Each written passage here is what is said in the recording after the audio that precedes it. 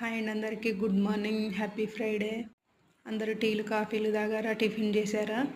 నేనేం చేశానో చూడండి. ఈరోజు బ్రేక్ఫాస్ట్ వచ్చేసి ఉప్మా, లంచ్కి వచ్చేసి రైస్ వండి లెమన్ రైస్ చేసిన పిల్లలు వెళ్ళినాక మళ్ళీ వంట చేయాలి. పిల్లలు అయితే బ్రేక్ఫాస్ట్ చేస్తున్నారు.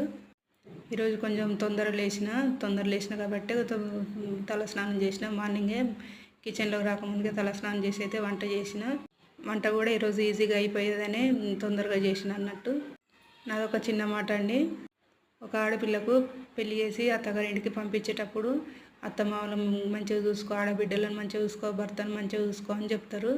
ఎంత మంచిగా చూసుకున్నా చూడని పేరే చేస్తారు, అయినా భరించుకుంటుంది. కానీ ఆడపిల్లని చేసుకున్న భర్తకు ఎందుకు చెప్పరు?